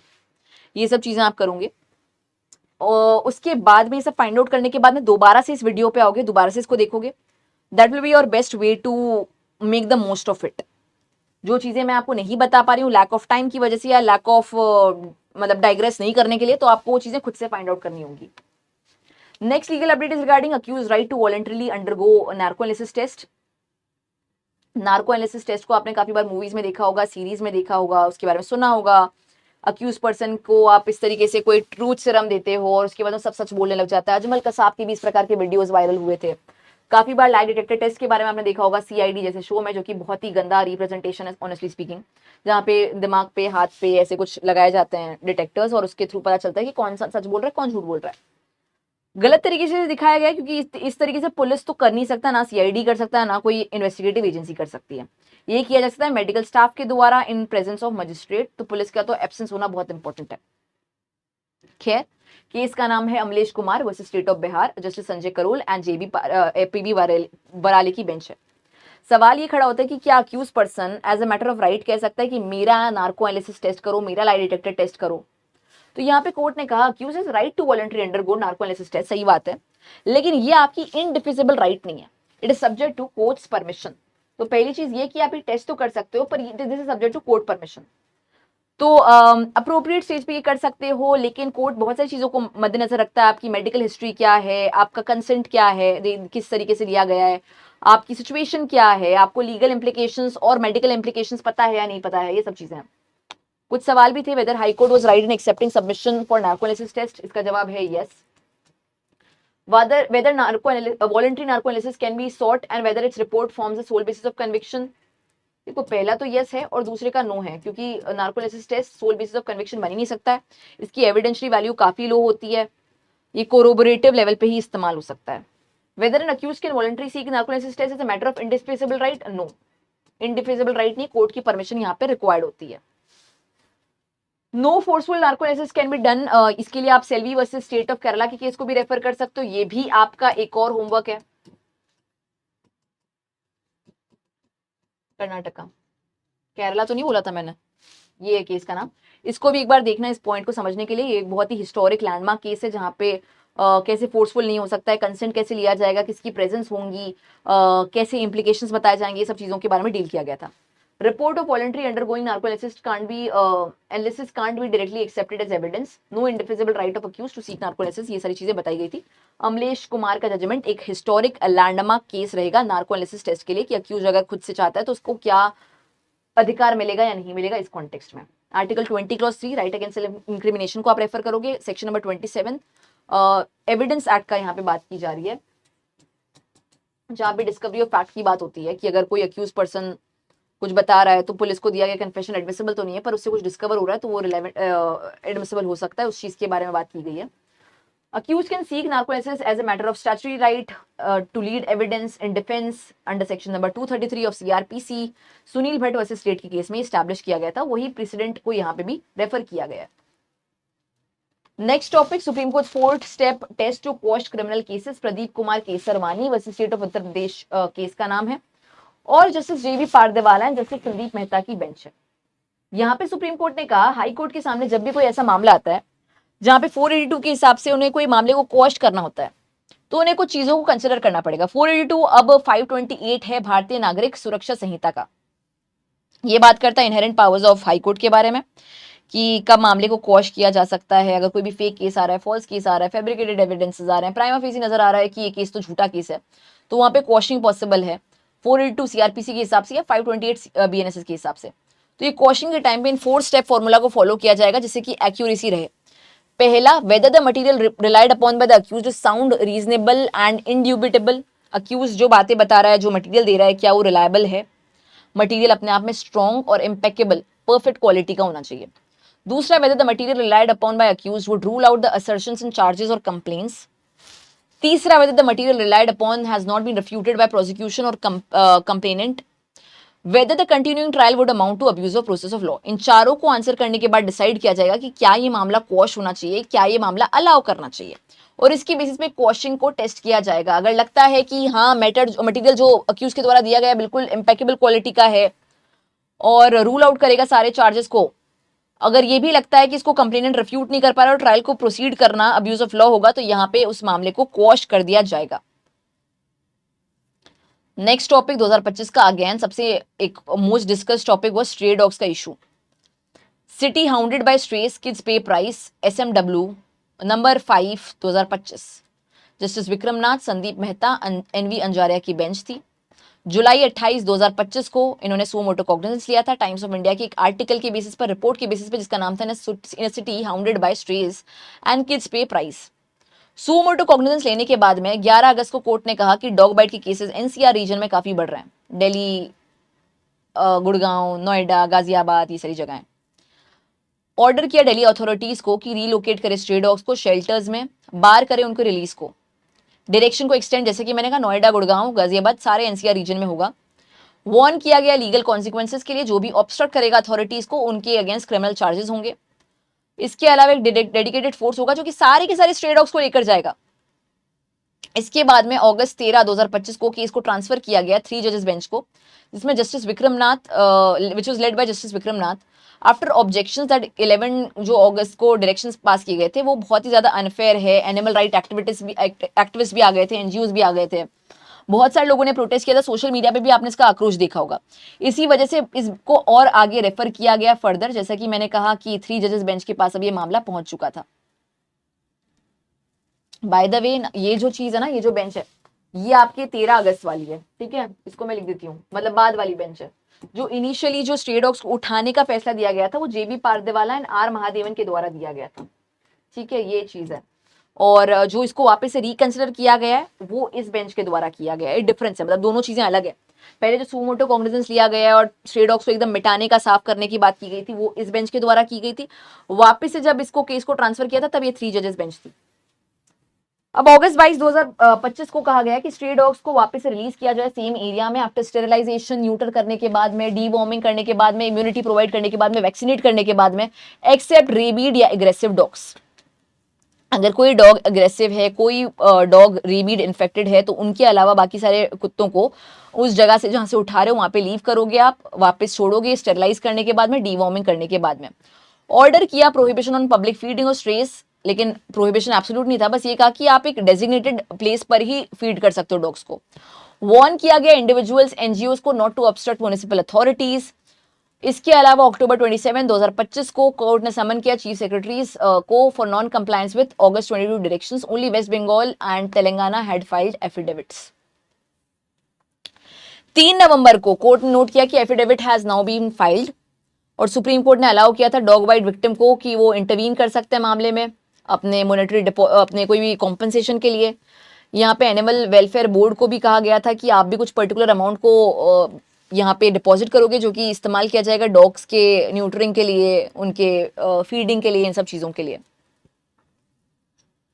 नेक्स्ट टॉपिक जो कि अगस्त 2025 में इंपॉर्टेंट रहा था वो था सुप्रीम कोर्ट ऑन तलाक ए हसन। इस पे भी जजमेंट आया था। केस का नाम था Benazir Heena versus union of India. Justice Surya Kant, Ujjal Bhuyan and N Koteshwar Singh की बेंच थी। सुप्रीम कोर्ट ने एक सर्टेन इशू, देखो पहले तो ये समझ लेते हैं तलाक ए हसन है क्या, उसको पहले अंडरस्टैंड करते हैं, उसके बाद में बात करते हैं कि सुप्रीम कोर्ट में क्या हुआ था। तो देखो तलाकुल बिदत तो देखो अब असंवैधानिक हो चुका है, ट्रिपल तलाक। वहां पे एक व्यक्ति तलाक तलाक तलाक कहता था और तलाक हो जाता था, कोई गैप नहीं था। तलाक हसन में हस्बैंड 3 टाइम तलाक प्रोनाउंस तो करता है, लेकिन हर बार एक टूअर पीरियड के दौरान करता है। मतलब ऐसा कह सकते हैं कि 1 महीने में एक बार आपने प्रोनाउंस किया तलाक को। टूअर पीरियड क्या होता है, जो एक प्योरिटी का पीरियड होता है, उसे कहा जाता है। तो there may be no sexual intercourse during the phase of टूअर पीरियड। इफ तलाक is pronounced by third time it will be irreversible. There is almost 2 month का पीरियड टू रिवर्स द तलाक, इसका यह मतलब हुआ। इसी वजह से इसको एक प्रॉपर फॉर्म ऑफ डिवोर्स माना जाता है। लेकिन सुप्रीम कोर्ट में इसको लेकर इशू इसलिए हुआ कि काफी सारे ये लोग जो 3 टाइम्स तलाक बोल रहे हैं अपने लॉयर्स के थ्रू ये भिजवा रहे हैं, मतलब लॉयर की तरफ से नोटिस आ रहा है तलाक का, फिर लॉयर की तरफ से दूसरे महीने नोटिस आ रहा है तलाक का। अब इसमें क्या हो रहा है, जब तीसरी बार आ रहा है और महिला दूसरी शादी कर रही है तो सवाल उठाया जा रहा है बाइगैमी के बारे में कि आपने कैसे दूसरी शादी करी। महिला बता रही है कि अरे आपके तलाक के नोटिस आए थे कि तो वकील ने भेजे थे, मैंने नहीं भेजे। तो ये सारा कुछ इश्यू क्रिएट हो रहा था, इसलिए कहा कि इस तलाक की हसन की प्रैक्टिस में अगर तलाक आपको करना है, 3 बार बोलना है, जो बोलना है वो आप खुद से बोलोगे in presence of your wife and you should be there, other people should also be there, जिससे कि कोई भी इस प्रकार से प्रॉब्लम क्रिएट ना हो, मतलब विटनेस भी हो, आप दोनों भी हो। ये वकीलों के द्वारा जो नोटिस भेजा जा रहा है तलाक का, उसे हम लोग तलाक की हसन में नहीं शामिल करेंगे। कोर्ट ने ये भी पूछा है, why it should not interfere in such kind of gross discriminatory and grossly exploitative practices. और यहाँ पे कोर्ट ने रेज किया था concern practice of husbands lawyers sending talaq notice to wife, इससे proper form of talaq hasan नहीं माना जाएगा। ये सारी चीजों को स्टैब्लिश किया गया। तो कुल मिला के जिस्ट ये है कि talaq hasan proper form of divorce तो है, पर जिस तरीके से प्रैक्टिस किया जा रहा है वकीलों के द्वारा नोटिस भेज के, वो प्रॉपर बिल्कुल भी नहीं है। उस प्रैक्टिस के ऊपर रोक लगाई गई है सुप्रीम कोर्ट की तरफ और कहा गया है कि इस तरीके से अगर नोटिस के साथ में आप तलाक करोगे तो तलाक हसन नहीं होगा और उसे हम तलाक कंसिडर नहीं करेंगे। Next topic is regarding 4 new labour codes enforced nation wide. Government ने ऑफिशियली 4 लेबर कोड्स को एनफोर्समेंट में लेकर आया 21 नवंबर 2025 से। इनका नाम है code of wages 2019, industrial relation code 2020, code on social security 2020, occupational safety health and working condition OSH code 2020। ये कोड रिप्लेस करेंगे 29 ओल्ड लेबर लॉज को एक कंसोलिडेटेड सिस्टम के साथ और अपने आप में लेबर लॉज में एक मैसिव बड़ा बदलाव होने वाला है इन 4 कोड्स के साथ में। क्या बदलेगा? Minimum wages and timely payment now apply to every worker in every sector. कोई डिस्क्रिमिनेशन यहाँ पे नहीं होगा, कोई बाइफरकेशन यहाँ पे नहीं होगा। Every worker, factory, gig, platform, contact, MSME, migrant gets wider social security benefit. Social security को और ज्यादा इंश्योर किया जा रहा है। Platform workers will now receive social security coverage funded by aggregator companies. Women can work night shifts in all sectors with safety measures and gender neutral wages are mandatory. यानी कि equal pay for equal work के concept को और ज़्यादा establish किया जा रहा है।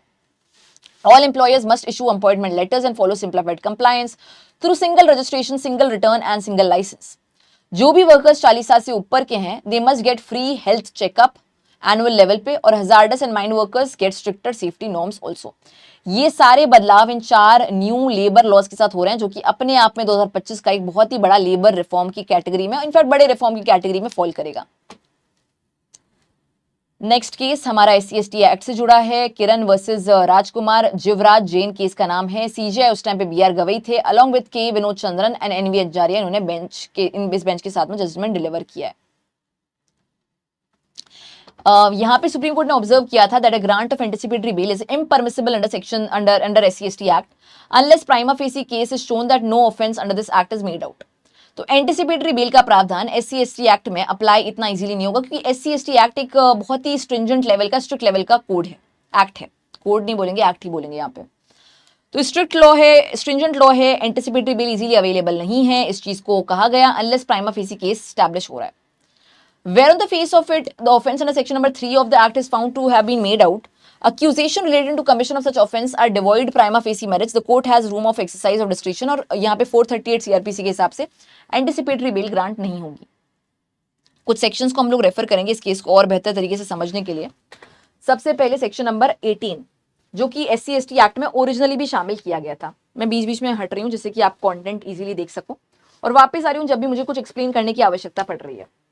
तो यहाँ पे एक्सक्लूजन ऑफ एंटिसिपेटरी बेल के बारे में बात की गई थी। जो सेक्शन 438 CRPC है वो यहाँ पे SC/ST एक्ट में अप्लाई नहीं होगा। SC/ST एक्ट में ओरिजिनली भी डाला गया था। Any person of an offence under this act can not seek anticipatory bell. हालांकि इसके बाद क्या होता है, अभी मत पढ़ो, ये पहले ये पढ़ो। इसके बाद में क्या होता है, इसके बाद में काशीनाथ महाजन वर्सेस स्टेट ऑफ महाराष्ट्र का केस आता है और कहता है कि एंटिसिपेटरी बेल पे एब्सोल्यूट बार नहीं होना चाहिए। एंटिसिपेटरी बेल मिलनी चाहिए कहीं ना कहीं। अगर कोई प्राइमा फेसी केस लग रहा है कि बन ही नहीं रहा है, झूठा केस किया गया, तो वहां पे एंटिसिपेटरी बेल मिले। इसके बाद में कहीं ना कहीं काशीनाथ महाजन के केस को रिफ्यूट करने के लिए या नलिफाई करने के लिए पार्लियामेंट लेकर आती है 2018 में एक अमेंडमेंट, जो कि अमेंडमेंट आता है SC/ST एक्ट में, जो कि इंसर्ट करता है 18A को। 18A में कहा जाता है कि कोई भी प्रिलिमिनरी इंक्वायरी रिक्वायर्ड नहीं है, अगर अरेस्ट करना हो तो उसके बिना भी अरेस्ट हो सकता है, कोई अप्रूवल नहीं चाहिए अरेस्ट के लिए। और एंटिसिपेटरी बेल को वापस से एक्सक्लूड करने के प्रिंसिपल को रीअफर्म किया गया, यानी कि एक तरीके से काशीनाथ महाजन के जजमेंट को नलिफाई किया। जिनको कॉन्टेक्स्ट नहीं पता मैं बता दूं, SC/ST एक्ट आता है, बहुत ही स्ट्रॉन्ग लॉ है। अगर कोई भी पर्सन SC/ST कम्युनिटी के पर्सन के साथ में ज्यादती कर रहा है, डिस्क्रिमिनेशन कर रहा है कास्ट के बेसिस पे, कम्युनिटी के बेसिस पे, तो उसके अगेंस्ट कार्रवाई हो सकती है इस एक्ट के अंडर। और बहुत स्ट्रिक्ट लॉ है। 18 सेक्शन इसमें जो था वो कहता था कि आपको एंटिसिपेटरी बेल नहीं मिलेगी। लेकिन उसके बाद में SC/ST एक्ट के काफी सारे झूठे मामले आने लग गए थे। उसको मद्देनजर रखते हुए काशीनाथ महाजन के केस में 2018 मार्च में कहा गया था कि एंटिसिपेटरी बेल देंगे जहां पे नजर नहीं आ रहा कोई मामला बन रहा है। पर इस जजमेंट को नलिफाई करने के लिए पार्लियामेंट अमेंडमेंट लाता है और 18A को शामिल कहता है और कहता है कि नहीं नहीं, एंटिसिपेटरी बेल तो नहीं मिलने वाली है, अप्रूवल भी नहीं चाहिए अरेस्ट के लिए और प्रिलिमिनरी इंक्वायरी भी नहीं चाहिए अरेस्ट के लिए। तो ये चीज को स्टैब्लिश किया गया था। अब ये जो चीज है इसके बाद में इसे क्वेश्चन किया जाता है और आगे चलकर पृथ्वीराज चौहान वगैरह के केस में, पर उसको भी हम लोग अपहेल्ड ही करते हैं 18A को। उसी के कॉन्टेक्स्ट में आप जजमेंट को पढ़ोगे और यहाँ पे एंटिसिपेटरी बेल आसानी से नहीं मिलेगी। हालांकि अगर प्राइमा फेसी नजर आ रहा है एकदम ही झूठा केस है, वहां पे मिल सकती है, पर वो भी बहुत ही ज्यादा मामूली केस नहीं होगा, बहुत संगीनली प्रूव हो रहा है तभी मिलेगा। एंटीसिपेटरी बेल यूजुअली एक्सक्लूड किया गया है SC/ST एक्ट में, बहुत ही कम केसेस में मिलती है जहां पे बिल्कुल नजर आ रहा है कि अब्यूज ऑफ लॉ का मामला है। शॉर्ट में ये इसका समरी हुआ। इन सेक्शंस को आप रेफर कर सकते हो होमवर्क के रूप में, क्लास वर्क के रूप में, पूरा बेसिक तरीके से इस केस को समझने के लिए। इसके अलावा काशीनाथ महाजन का केस, पृथ्वीराज चौहान का केस भी आप रेफर कर सकते हो और बेहतर तरीके से अंडरस्टैंड करने के लिए। Just give me a second.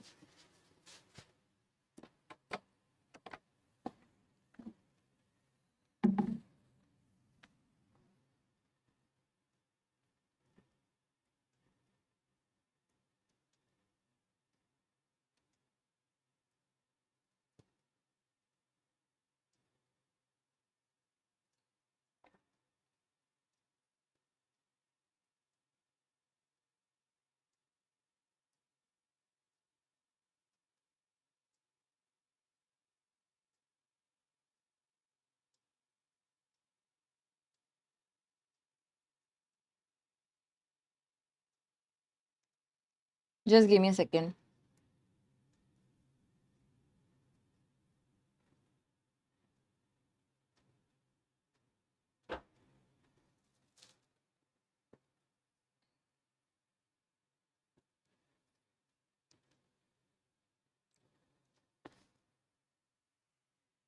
हाँ जी, rules regarding test identification parade. ये टेस्ट आइडेंटिफिकेशन परेड को आपने काफी सारी मूवीज और शोज में देखा होगा, जहां पे एक व्यक्ति जो कि विटनेस है, साक्षी है या फिर कंप्लेनेंट है, उसके सामने 4-5 लोगों को खड़ा किया जा रहा है और वो आइडेंटिफाई कर रहा है कि हाँ इस व्यक्ति ने ऑफेंस कमिट किया है। ये होता है टेस्ट आइडेंटिफिकेशन। इसका स्टैट्यूटरी लेवल पे भी बैकिंग है, एविडेंस एक्ट में भी बात की गई है, BSA में बात की गई है, CRPC में बात की गई है। केस का नाम है Nazim versus state of Uttarakhand. Justice MM Sundresh and Satish Chandra Sharma की बेंच है। यहाँ पे कहा गया था कि dog identification test without test identification parade is unreliable when witness had no familiarity with accused। Dog identification का मतलब होता है कटघरे में किसी को पहचानना।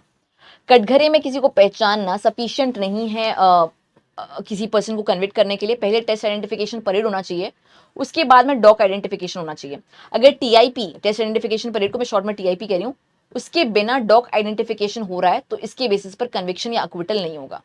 This is because by the time of trial, the witness already sees the accused in court, so identification becomes suggestive and unreliable. It may not reflect true memory, but the courtroom situation। हो सकता है कि आपको दिमाग में कुछ और याद रहे, आप भूल जाओ, स्पेशली जब आपको फेमिलियरिटी है ही नहीं अक्यूज के साथ। यही सारी चीजें स्टैब्लिश की गई थी, सर्कमस्टांशियल एविडेंस है और जस्ट यही निकल के आता है कि डॉग आइडेंटिफिकेशन मतलब कटघरे में किसी को पहचानना अपने आप में पर्याप्त नहीं है। अगर टेस्ट आइडेंटिफिकेशन पहले नहीं हुआ था, एटलीस्ट अनफेमिलियर अक्यूज के साथ की बात कर रहे हैं, स्ट्रेंजर अक्यूज के साथ की बात करें तो। नेक्स्ट, सुप्रीम कोर्ट के द्वारा कुछ ट्रैफिक गाइडलाइंस भी इशू की गई थी 2025 में। केस का नाम था S Rajasekaran versus union of India. Justice JB Pardiwala and justice KV Viswanathan की बेंच थी। यहाँ पे पूरे भारत के लिए कुछ ट्रैफिक गाइडलाइंस को इस्टेब्लिश किया गया। अक्टूबर 7, 2025 की बात है। सबसे पहले वियरिंग ऑफ हेलमेट्स, सारे स्टेट्स, यूनियन टेरिटरीज जो है इन्फोर्स करे हेलमेट्स के लिए, राइडर्स और पिलियन राइडर्स दोनों, यानी कि जो बाइक चला रहा है वो भी और जो बाइक पे पीछे बैठा है वो भी हेलमेट चलाएगा। कैमराज हो, ऑनलाइन सिस्टम में सारी चीजें शामिल हो, डेटा सारी रजिस्टर हो, चालान का सिस्टम रहे। इंश्योर किया जा रहा है कि कोई भी हेड इंजरीज रोड पे ना हो। अनलॉफुल रॉन्गफुल लेन ड्राइविंग के बारे में भी बताया गया कि कोई भी तरीके से रॉन्गफुल लेन ड्राइविंग में कोई भी शामिल ना रहे, कोई इस तरीके से करे तो उसके अगेंस्ट स्ट्रिक्ट पेनल्टीज भी लगाई जाए। प्रमोट करे ऑर्डरली ट्रैफिक फ्लो को, प्रिवेंट करे एक्सीडेंट्स को। ये सारी चीजें इंडिया में all over the country impose की जाए।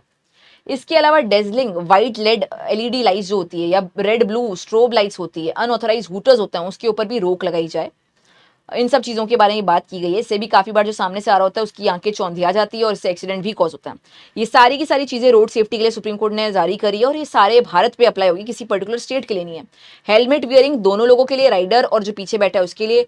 रॉन्गफुल लेन ड्राइविंग के लिए कड़ी कार्रवाई, चाहे कोई भी बस हो चाहे कोई भी कार हो, उनके अगेंस्ट स्ट्रिक्ट पेनल्टीज। इसके अलावा व्हाइट LED लाइट्स या रेड ब्लू स्ट्रोब लाइट्स या अनऑथराइज जो हूटर्स होते हैं, यानी कि जो अजीब प्रकार के हॉन्क्स होते हैं, उसके ऊपर कंप्लीट बैन। पूरे भारत में गाइडलाइंस इंप्लीमेंट होने वाली है। Next topic is regarding Lok Sabha passes bill to prohibit online money games. As of now बात करें तो ऑनलाइन मनी गेम्स को कंप्लीटली प्रोहिबिट ही कर दिया है। लोकसभा ही नहीं, अब राज्यसभा भी पास कर चुकी है और एक कंप्लीट प्रोहिबिशन हो चुका है। तो 2025 में एक और चीज हुई है कि ऑनलाइन मनी गेम्स जो होते हैं, जिसमें आप ड्रीम 11 पे टीम बनाते थे और पता नहीं क्या क्या करते थे, मतलब मैंने नहीं करा है, जिन्होंने भी करा है उनको पता होगा, उसके ऊपर कंप्लीट बैन हो चुकी है। अगर कोई भी आप पैसा पे कर रहे हो, पैसा कमाने वाले गेम्स खेल रहे हो, जहां पे कोई भी प्रकार का गैम्बलिंग शामिल है, जिसमें कोई भी स्किल लेवल का वर्क शामिल नहीं है और पैसा इन्वॉल्व है, तो उसको हम लोग कंप्लीटली बैन कर रहे हैं। हालांकि यहाँ पे बैन स्किल और चांस दोनों वालों को किया गया है, जहां पे भी इस प्रकार का कोई पैसा इन्वॉल्व है। हालांकि ई स्पोर्ट्स को यहाँ पे शामिल नहीं कर रहे हैं। Ban on all money games involving money, 3 year की जेल हो सकती है, 1 करोड़ का फाइन इंपोज हो सकता है जो भी इस प्रकार से चीजें करता है। फैंटेसी लीग्स के लिए बहुत बड़ा सेटबैक है, जैसे कि ड्रीम 11 बहुत पॉपुलर हो गया था, उसके लिए बहुत सेटबैक होगा। Security and socio economic reasons है इस बैन के पीछे, क्योंकि काफी लोग पैसे गंवा रहे थे, काफी लोगों का एकदम दिवालिया हो रहे थे, गैम्बलिंग प्रमोट हो रही थी कुल मिला के। Government to promote standardise e sports, आप ई स्पोर्ट्स को प्रमोट करो, ये सब चीजों को बैन करके ये चीजें स्टैब्लिश की गई। इसके अलावा 2025 में बार काउंसिल ऑफ इंडिया ने इंपोज किया है 3 ईयर मोरेटोरियम और new law colleges nation wide, यानी कि 3 साल तक कोई भी नया कॉलेज, लॉ कॉलेज ओपन नहीं होगा, स्टैब्लिश नहीं होगा। ये स्टेप लिया गया है to prevent commercialisation of legal education. Legal education से जो प्रॉफिट निकाला जा रहा है, जो एक तरह से कमर्शियलाइजेशन और उसको रोकने के लिए। Widespread academic malpractice, persistent shortages of qualified faculties, ये सारी चीजें प्रॉब्लम्स हैं, इसलिए 3 साल के लिए एक तरीके से रोक लगा दी गई है कि कोई भी नया लॉ कॉलेज स्टैब्लिश नहीं होगा। कॉन्सिक्वेंसेज ऑफ वायलेशन में से आपको फिर जो बच्चे हैं उनको डिग्री नहीं मिल पाएगी, रिकॉग्निशन नहीं मिलेगा। कोई भी कॉन्ट्रोवेंशन होगा तो फिर यूनिवर्सिटी को शट डाउन किया जाएगा, इसलिए कोई भी अभी ओपन नहीं कर पाएगा 3 साल तक। ये भी एक बहुत बड़ा इंपॉर्टेंट लीगल अपडेट आपके लिए रहेगा। Next topic is regarding secretly recorded conversation between spouses. विभोर गर्ग वर्सेस नेहा केस का नाम है, जस्टिस बीवी नागरत्ना एंड जस्टिस सतीश चंद्र की बेंच है। अब कोई भी सीक्रेटली रिकॉर्डेड कॉन्वर्सेशन स्पाउस के बीच में जो हुआ है वो एडमिसिबल पीस ऑफ एविडेंस हो सकता है मैट्रिमोनियल केसेस के लिए। बहुत इंपॉर्टेंट पॉइंट है मैट्रिमोनियल केसेस के लिए। ऐसा नहीं कि आपके पति के अगेंस्ट चल रहा है कोई और केस, किडनैपिंग ऑफ XYZ, और आप आके यहाँ पे एविडेंस दे रहे हो। वो कम्युनिकेशन आज भी तारीख में बार ही है, as per privilege communication section number 122 of evidence act. लेकिन अगर आप दोनों के बीच में केस चल रहा है, कोई मैट्रिमोनियल डिस्प्यूट है, वहां पे आप एक दूसरे के अगेंस्ट कोई भी कॉन्वर्जेशन को रिकॉर्ड करके इस्तेमाल कर सकते हो। सुप्रीम कोर्ट ने सेटिसाइड किया है पंजाब एंड हरियाणा हाईकोर्ट के जजमेंट को, that held that recording a wife's telephonic conversation without her knowledge amounts to clear breach of privacy. उसको सेटिसाइड करते हुए सुप्रीम कोर्ट ने कहा है नहीं, इसका इस्तेमाल हो सकता है अगर आप दोनों एक दूसरे के अगेंस्ट ही केस लेकर आ रहे हो तो। सुप्रीम कोर्ट ने 2025 जुलाई 14 को कहा सीक्रेटली रिकॉर्डेड कॉन्वर्सेशन स्पाउस के बीच में एडमिसिबल रहेगा मैट्रिमोनियल केसेस में, saying the fact that spouses are snooping on each other is a proof that marriage is not going strong, hence can be used in judicial proceeding। यहाँ पे refer करने के लिए आपके पास है section number 122 Indian evidence act का, जो कि कहता है कि मैरिटल कम्युनिकेशन बिना कंसेंट के लीगल प्रोसीडिंग में इस्तेमाल नहीं हो सकता। हालांकि ये तब होता है जब आप एक दूसरे के अगेंस्ट प्रोसीडिंग कर रहे हो। आर्टिकल 21 केएस पुट्टस्वामी का केस, जो कि राइट टू प्राइवेसी की बात कर रहा है, यहाँ पे कहा गया इस पर्टिकुलर केस में राइट टू प्राइवेसी से ज्यादा हम इंपॉर्टेंस दे रहे हैं इस पर्टिकुलर केस के जस्टिस डिलीवरी के ऊपर। तो दोनों को आप रेफर करोगे तो आप ये केस बेहतर तरीके से समझ पाओगे, पर ये भी अपने आप में एक बहुत बड़ा डेवलपमेंट है। केस का नाम नोट कर लीजिए, विभोर गर्ग वर्सेस नेहा। नेक्स्ट 1 मार्च 2025 में केस आया था मातृ स्पर्श एन इनिशिएटिव बाय अभियान foundation versus union of India, justice baby Nagarathna and PB वराले की बेंच थी। यहाँ पे कहा गया breast feeding in public and work place should not be stigmatise. Supreme court ने डायरेक्शन इशू किए थे regarding nursing and child care rooms in public places. ये कहा गया it would not be wrong at this instance to remind citizens of the nation to renounce practices that are derogatory to women, dignity of women, as per article 51A(e) of the constitution of India, जो कि fundamental duty के दायरे में fall करता है। तो कुल मिला के अगर कोई महिला को रोकता है कि यहाँ पे ब्रेस्ट फीडिंग मत कराओ पब्लिक प्लेस में या फिर प्राइवेट प्लेस में, वर्क प्लेस में, कहीं पे भी, वो एक रॉन्ग कमिट कर रहा है, आर्टिकल 21 का हनन कर रहा है, बच्चे का आर्टिकल 21 हनन हो रहा है, माँ का आर्टिकल 21 हनन हो रहा है, ये सारी चीजें। इसके अलावा आपको मैं एक केरला हाईकोर्ट का पुराना जजमेंट बता दूं 2018 का, जहां पे इस प्रकार की पिक्चर को केरला की मैगजीन में पब्लिश किया गया था और इसके अगेंस्ट याचिका लगी थी कि ये इनडिसेंट रिप्रेजेंटेशन ऑफ वुमेन का मामला है, ये पब्लिक ऑब्सनिटी का मामला है। हालांकि केरला हाईकोर्ट ने कहा था कि breast feeding a baby photograph is not indecent representation of women और किसी भी तरीके से अभद्रता नहीं है, किसी भी तरीके से पब्लिक ऑब्सनिटी नहीं है, ये एक नेचुरल चीज है, आर्टिकल 21 का पार्ट बनती है। और उसी प्रकार की बात को यहाँ पे भी स्टैब्लिश किया गया है मातृ स्पर्श की केस में। आर्टिकल 21 चाइल्ड एंड मदर का यहाँ पे स्टैब्लिश होगा, article 14 and article 15 clause 3, article 51 ए जो कि फंडामेंटल ड्यूटी है, ये सारे के सारे लीगल एस्पेक्ट इस केस के शामिल रहने वाले हैं। नेक्स्ट हम लोग डिस्कस करने वाले हैं बिल्स जो कि पास किए गए हैं पार्लियामेंट में। एक आपका है शांति बिल, फेमसली शांति बिल कहा जा रहा है, जिसका नाम है sustainable harnessing advancement of nuclear energy for transforming India bill 2025 का। ये मॉडर्नाइज करेगा इंडिया के न्यूक्लियर फ्रेमवर्क को in line with contemporary technological, economic and energy realities के साथ में। अगर यहाँ पे हम लोग डेवलपमेंट की बात करें, की प्रोविजंस की बात करें, तो यहाँ पे प्रमोट किया जा रहा है न्यूक्लियर एनर्जी सेक्टर्स को इस बिल के माध्यम से। 2047 का टारगेट है जिसके अंदर हम लोग प्रमोट करें न्यूक्लियर एनर्जी सेक्टर को। प्राइवेट सेक्टर एंट्री हो रही है, अलाउ कर रहे हैं प्राइवेट फर्म को, जॉइंट वेंचर्स को इन ऑपरेशन एंड ट्रांसपोर्ट। गवर्नमेंट का कंट्रोल रहेगा सेंसिटिव ऑपरेशंस पे, जहां पे भी एक्सक्लूसिव सेंसिटिव कोई भी मामला है वहां पे गवर्नमेंट का कंट्रोल रहेगा, जैसे कि uranium, spent fuel, heavy water, यहाँ पे सरकार का ज्यादा कंट्रोल रहेगा, रेगुलेशन ज्यादा रहेगा। AERB स्टेटस की बात भी की गई है, empowered regulator to inspect, direct and enforce safety और लाइसेंसिंग के लिए और भी ज्यादा इंपॉर्टेंट रूल्स को ले डाउन किया गया है। Liability framework changes, rationalise operator caps, remove supplier liability, ये सारे कुछ बदलाव हुए हैं शांति बिल के साथ। कुल मिला के न्यूक्लियर सेक्टर में एक बहुत ही बड़ा बदलाव हम लोग आने वाले सालों में देख सकेंगे। Next central excise amendment bill 2025 का। यहाँ पे टोबैको प्रोडक्ट्स के लिए काफी सारे बदलाव किए गए हैं कि कैसे टैक्स इंपोज होगा, कैसे नहीं होगा, कितना एक्साइज ड्यूटी इंपोज होगा, कैसे नहीं होगा। तो ये बिल से सेंट्रल एक्साइज एक्ट 1944 में मैसिव बदलाव होने वाला है। एक्साइज ड्यूटीज बढ़ने वाली है स्पेसिफिकली टोबैको प्रोडक्ट पे, जैसे कि सिगरेट, सिगार्स, हुक्का, च्युइंगम मतलब टोबैको वाली च्युइंगम, जर्दा वगैरह। इस अमेंडमेंट से जो बदलाव होंगे उसकी बात करें तो जैसे 70% ड्यूटी, यूनिफॉर्म ड्यूटी इंप्लीमेंट होगी सिगार पे, हुक्का पे, 70% फ्लैट एक्साइज ड्यूटी। जो मिक्सचर्स वाले प्रोडक्ट्स हैं हाई ड्यूटी होंगे, उस पर भी 325% एक्साइज ड्यूटी रहने वाली है, जैसे स्मोकिंग मिक्सचर्स हैं, पाइप्स हैं, सिगरेट्स हैं, ये सब। निकोटीन प्रोडक्ट जैसे कि जो च्युइंगम वगैरह होती है उस पर 100% excise duty. Cigarette duty length के हिसाब से, फिल्टर के हिसाब से भी इम्पोज होंगी, जैसे कि आप देख सकते हो। ये सारे जो बदलाव हैं उसको इंट्रोड्यूस तो कर दिया गया है, और 2026 से आप देख पाएंगे कि कभी भी ये प्राइसेस बढ़ सकती है। काफ़ी सारे ये टोबैको जो कंज्यूम करने वाले लोग हैं उन्होंने अपने पास में स्टॉक रखना स्टार्ट कर दिया है, वो अपने आप में बहुत ही ज़्यादा अलग प्रकार का विषय हो गया है। बट ये सारे जो बदलाव हैं इससे ये हम देख पाएंगे कि शायद कुछ लोग तो एटलीस्ट सिगरेट छोड़ने की कोशिश जरूर करेंगे या टोबैको प्रोडक्ट्स को छोड़ने की कोशिश जरूर करेंगे। नेक्स्ट आप देख रहे हैं सबकी बीमा सबकी रक्षा अमेंडमेंट इंश्योरेंस लॉ, यानी कि न्यू इंश्योरेंस बिल इंट्रोड्यूस किया गया था जो कि पास भी हो गया है। इससे फॉरेन डायरेक्ट इन्वेस्टमेंट होगा इंश्योरेंस सेक्टर में, 74% से 100% कर दिया गया है, यानी कि अब काफी ज्यादा फॉरेन डायरेक्ट इन्वेस्टमेंट होगा इंश्योरेंस सेक्टर में भी। इसकी वजह से हमारी क्वालिटी ऑफ इंश्योरेंस में हमारे पास ऑप्शंस बढ़ने वाले हैं। अलाउ होगा mergers between insurance and non insurance company, moving away from retail statutory provisions to a regulation led framework. Introduce कर रहे हैं सेक्टर स्पेसिफिक लाइसेंसेज, अलाउ कर रहे हैं इंश्योरेंस को to operate in specialised segments such as cyber, property, marine insurance. Next जो bill pass किया गया था वो था विकसित भारत राम जी बिल। इसके थ्रू हम लोग रिप्लेस कर रहे हैं 20 साल पुराने Mahatma Gandhi national rural development employment guarantee act को, जो कि MG नरेगा एक्ट जिसे फेमसली कहा जाता है। अब इस पर्टिकुलर एक्ट के साथ में हम लोग एम्प्लॉयमेंट को इंश्योर करेंगे। ये बदलाव किया गया क्योंकि अब भारत भी बदल रहा है। 2005 में MG नरेगा को इनेक्ट किया गया था, जो कि गारंटी करा था वेज एम्प्लॉयमेंट का रूरल हाउस होल्ड्स में, लेकिन काफी कंडीशंस बदल चुकी है, रूरल इकोनॉमिक फैसिलिटीज भी बदल चुकी है, कॉटेज इंडस्ट्रीज बढ़ रही हैं, काफी कुछ बदल रहा है, कनेक्टिविटी बढ़ रही है। इसकी वजह से हम लोगों को काफी चीजें बदलने की जरूरत है। इसी वजह से रिप्लेस कर रहे हैं हम इसको जी बिल के साथ में, ठीक है। इसके अलावा 2025 में एक और चीज हुई है, मॉडिफिकेशन हुआ है आर्बिट्रल अवार्ड्स में। One of the major legal development in 2025 was a legal provision allowing arbitral award modification. अभी तक parties could only seek setting aside an arbitral award, not a limited correction. 2025 में arbitration amendment introduce किया गया, structured process for courts to modify awards in cases of manifest calculation errors, clerical mistakes या फिर procedural inconsistencies. तो अभी new arbitration rule के हिसाब से फास्टर डिस्प्यूट रेजोल्यूशन होने वाला है। हम लोग एनकरेज करने वाले हैं फॉरेन इन्वेस्टमेंट को, कमर्शियल सर्टेनिटी को भी।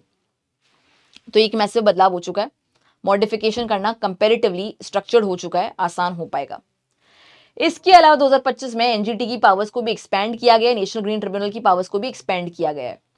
तो सू मोटो पावर्स मिली है उनको कि अब वो काफ़ी सारे केसेस को खुद से संज्ञान में ले सकते हैं, सिग्निफिकेंट डेवलपमेंट कर सकते हैं, फास्ट ट्रैकिंग कर सकते हैं क्लाइमेट चेंज रिलेटेड पीआईएल्स को, वाइडर जुरिडिक्शन दिया गया है जो भी जनहित के मामले हो रहे हैं, इकोलॉजिकल डैमेज के मामले हो रहे हैं।